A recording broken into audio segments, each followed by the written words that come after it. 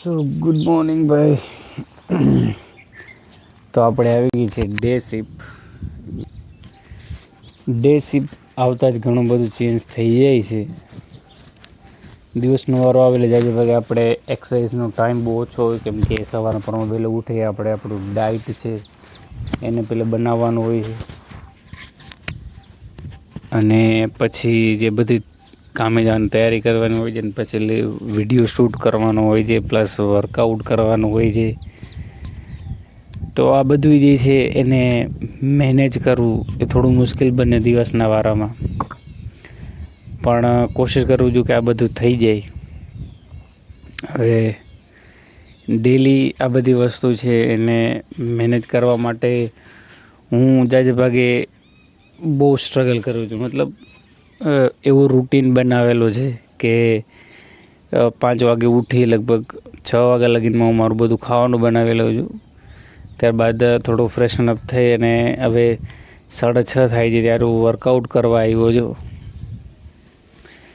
તો કહેવાનું મિનિંગ એટલું છે કે ટાઈમ છે એનો અભાવ લગભગ બધાને હોય જ છે. જો તમે એક 5 થી 9 વાળી નોકરી કરતા હોય તો એમાં તો વધારે હોય, અને પ્લસ તમે જો ઘરથી દૂર રહીને નોકરી કરતા હોય તો થોડુંક વધારે અમું લાગે, પણ ઘરે રહીને કરતા હોય તો તમારું મેનેજ હાથે કરતા હોય તો તમને એવી જ રીતના મુશ્કેલી આવે.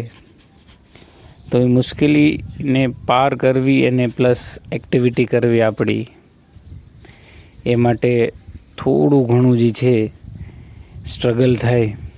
પણ નવા હો તો તમને બહુ જ વહમું લાગે, કેમ કે મને મારા નવા દિવસો જ્યારે મેં શરૂઆત કરી ત્યારથી મને હજી યાદ છે, કેમ કે બધું બદલવું બહુ મુશ્કેલ છે.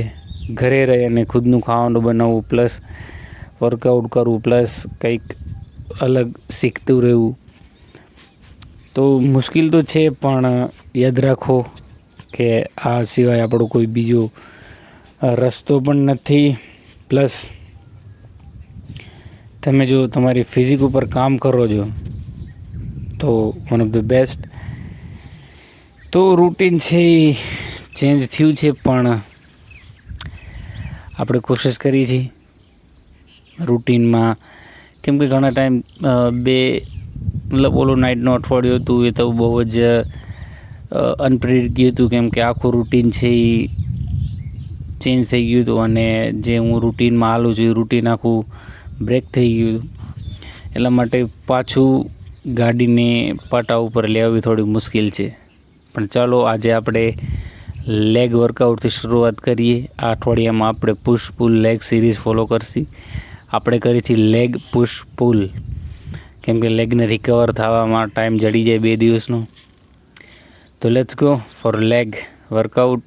એક્સરસાઇઝ તો બહુ સિમિલર છે. હું કરું શરૂઆત હું ફ્રન્ટ બાર્બલ સ્કોટ્સથી કરીશ, તે પછી RDL સુમો સ્કોટ્સ આજ ઘરે એડ કરીશ, અને સીટેડ કાફ રેઝિસ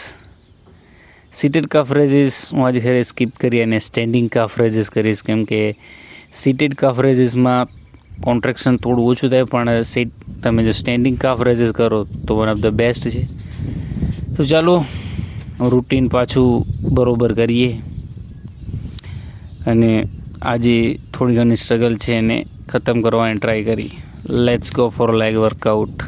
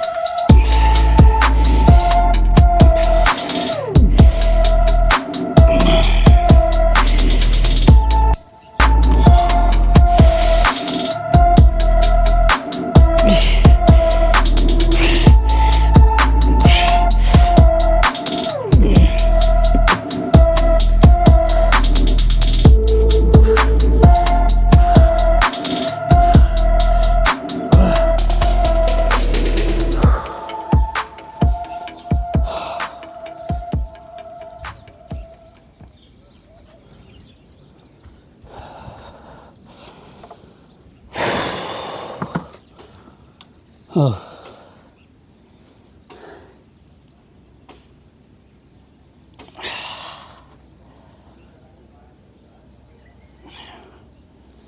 સો ભાઈ ખાલી 4 એક્સરસાઇઝ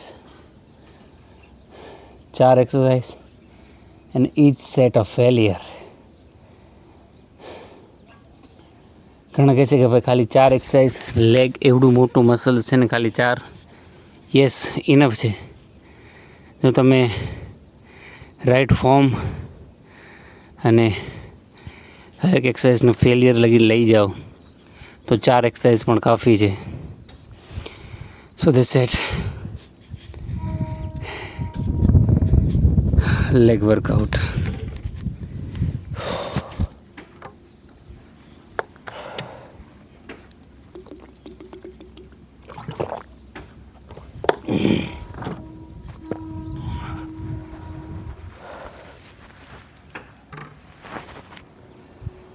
તો ભાઈ આપણે તૈયાર કરીને ગયા હતા. આ છે આપણું સવારનું ખાવાનું, જેમાં ગાજર આપણે એડ કર્યા છે, more fibre and vitamin A